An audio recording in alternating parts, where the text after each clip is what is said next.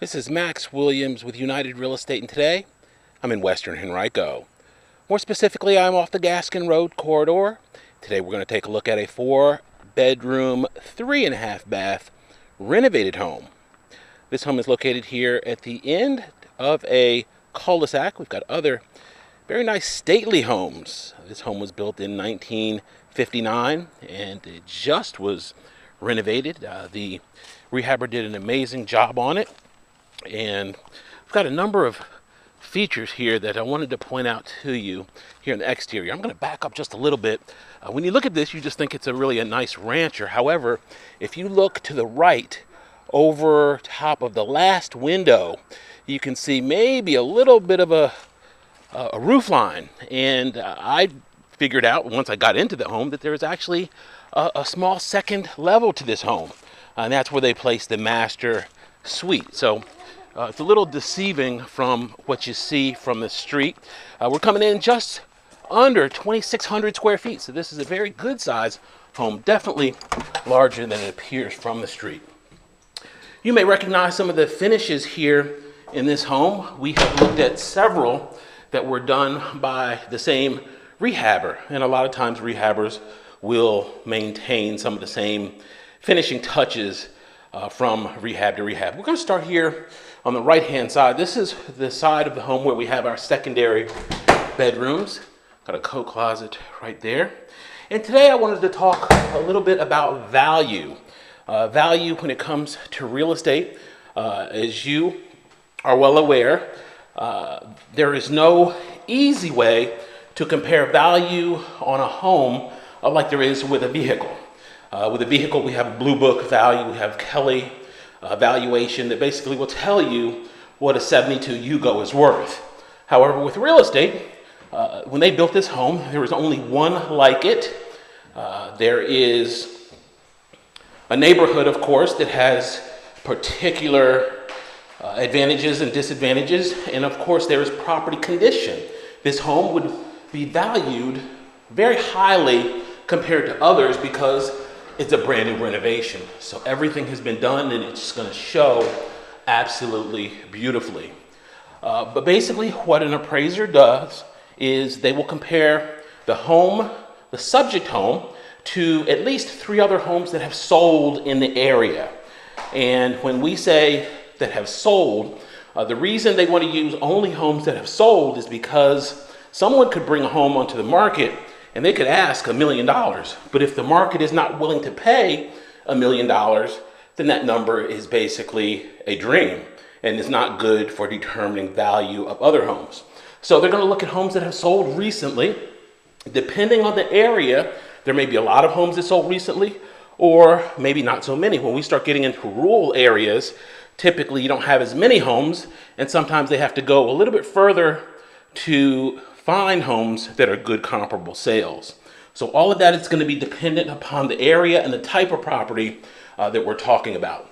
That licensed appraiser is going to conduct that appraisal. Typically those appraisers are pretty in-depth. They have to justify all of the adjustments that they made, all of the calculations, and then that appraisal goes to the underwriter at the lender. This is assuming that someone is getting financing for a loan. That underwriter will then scrutinize that appraisal, make sure it makes sense to them. And we're going to go actually this way here momentarily. I just wanted to orient you. We've got a wood-burning fireplace there, and we're currently in the family room, one of the family room areas. Okay, the underwriter is going to, of course, make sure that they agree with that valuation that has been done.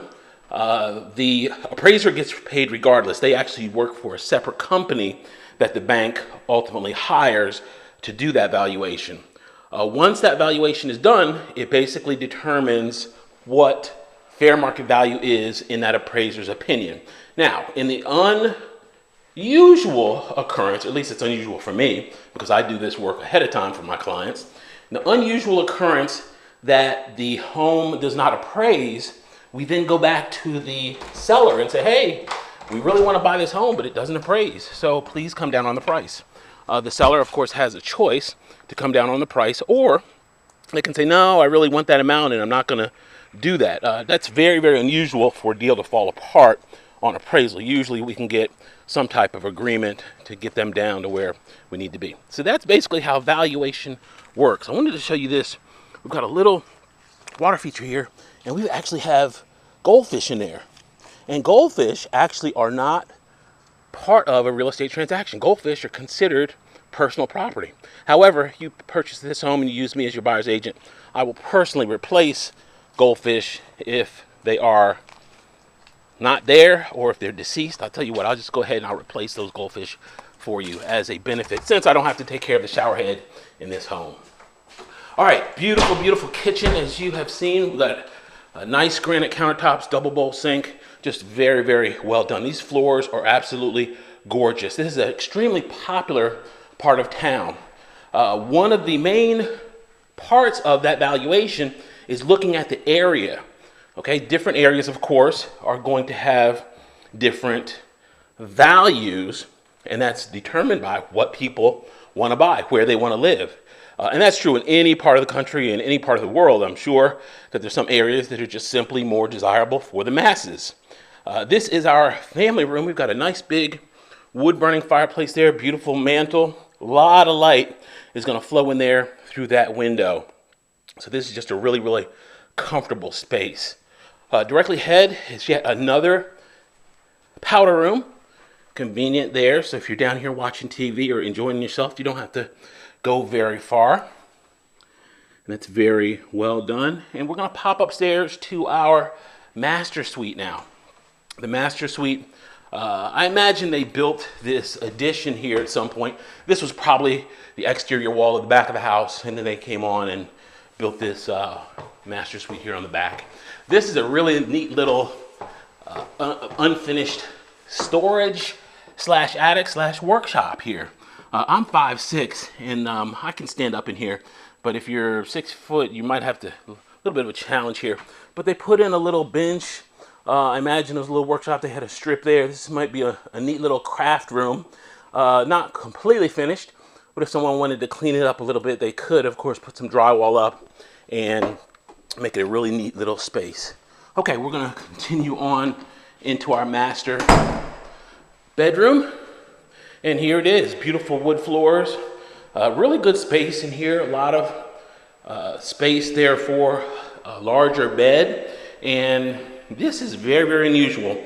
It is extremely rare for us to see a wood-burning fireplace in a bedroom. Very, very uncommon. Imagine you're sitting in bed, he's downstairs making breakfast, he or she is downstairs making breakfast for you ladies, and you're sipping on some hot chocolate, watching the flames in your wood-burning fireplace while in bed. Oh my God, if that's not a romantic scene that I just set for you, I don't know what is. Beautiful master bath here, nice granite on the vanity top. And since I do my homework always, 90 jets right there. Yes, there are 90 of them. I counted them before I came up here, that will help get you sparkling clean. If you have questions about this or any other home in the market, it would be my honor to help. A home like this could potentially be part of the rent to own program. Be sure to give me a call if you or someone you know may be interested in that as well. Max Williams, 402-7788. Be sure to please like and to subscribe so you don't miss any homes as soon as I post them. Thanks so much for taking the tour. Have a great day.